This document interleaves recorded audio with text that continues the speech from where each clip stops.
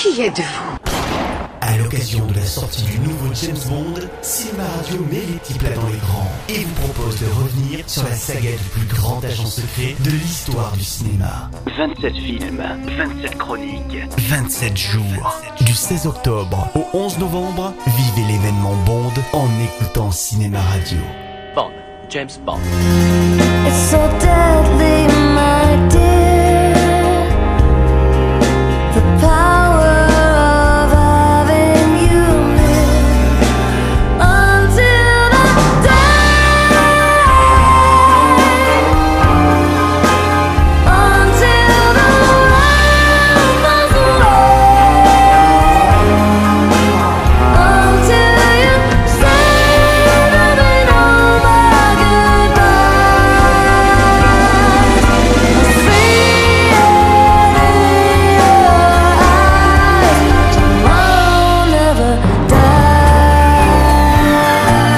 Grâce à l'énorme succès du film précédent, qui fit de Pierce Brosnan une énorme star, la saga était à nouveau sur les rails et la production lança rapidement un nouveau Bond, Demain ne meurt jamais, sorti en 1997. Répugnante habitude. Dans ce film, l'ennemi de Bond est Elliot Carver, une sorte de croisement entre Rupert Murdoch et Donald Trump. Monsieur Jones, sommes-nous prêts à lancer notre nouveau logiciel sur le marché? Oui, monsieur, selon vos désirs, il est truffé de bugs, ce qui va obliger les acheteurs à de constantes remises à jour. C'est féerique. Il est joué par l'exceptionnel Jonathan Pryce, héros du film culte Brasil de Terry Gilliam. Monsieur Wallace, appelez le président.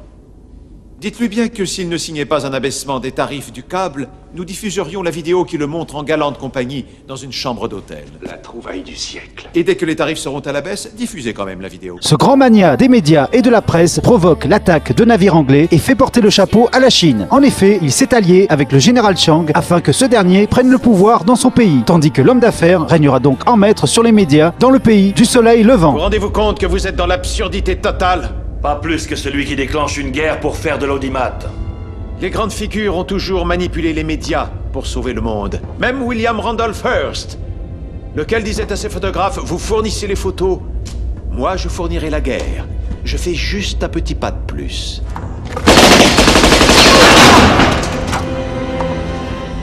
Désolé, j'ai décroché un petit moment, Elliot. Bond finit par faire de son anéantissement une affaire personnelle, lorsque le mania n'hésite pas à faire assassiner sa propre épouse, jouée par la future Desperate Housewives Terry Hatcher, qui servait d'informatrice et d'amante à 007. Je peux te faire évacuer du pays en 4 heures. Je n'ai pas d'autre choix. Personne ne peut me protéger de cet homme. Pas même toi. Je t'assure qu'il te reste le choix. Si tu le laissais tranquille, peut-être. Hors de question. En réalité, monsieur Bond, c'est vous qui avez écrit la nécrologie de feu mon épouse, en lui disant de trahir ma confiance. Mais la véritable Bond Girl du film, c'est Wei Lin, envoyée en mission par son gouvernement pour contrecarrer les plans de Chang. D'où la nécessité de s'allier avec Bond afin de mener à bien son travail. Et plus si affinité, bien sûr. Copie d'un Makarov 59, matériel standard, armée chinoise. À croire que le général Chang veut ta mort. Tu te vois toujours agir en solo? Ça dépend si ta mission est une mission de paix ou une vengeance. Je tente d'empêcher une guerre. Cette nouvelle partenaire a ceci de différent par rapport aux autres filles, elle peut très bien se débrouiller sans Bond, pour tout ce qui est tabassage de méchants. En effet, elle est interprétée par l'incroyable Michelle Yeoh, star du cinéma de Hong Kong, championne d'arts martiaux et future star du célèbre Tigre et Dragon. Une veine pour toi que je sois de passage? J'aurais pu en faire mon affaire.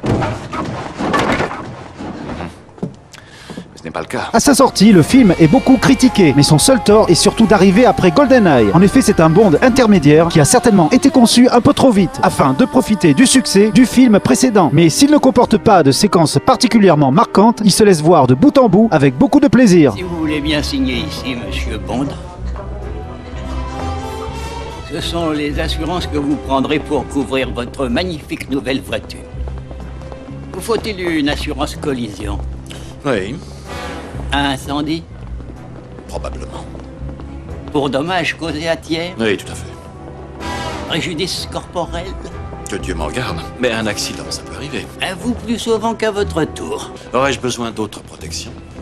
Seulement contre moi, 007, si vous ne me ramenez pas cette voiture en parfait état. Sans oublier l'habituelle scène de présentation des gadgets, avec l'inusable Q, qui sauveront la vie de Bond tout le long du film. On retiendra cette fois-ci la voiture télécommandée, pilotée à distance par un téléphone portable, l'ancêtre du smartphone. Je crois qu'on est fait l'un pour l'autre. Grandissez un peu, 007. Voilà, je vous retrouve bientôt pour le prochain film. Bon, j'écoute. James. Cette agression est à quel... Mais où êtes-vous? Ah, Moneypenny. Je me retape un petit coup d'Oxford, où je me frotte à la langue danoise. La langue? Il va falloir donner un bisou d'adieu à vos cours particuliers. Je vous rejoins dans une heure. Expédiez ça en une demi-heure. Vous avez toujours été si doué avec les langues, James. Et en attendant, n'oubliez jamais que son nom est... Bond, James Bond.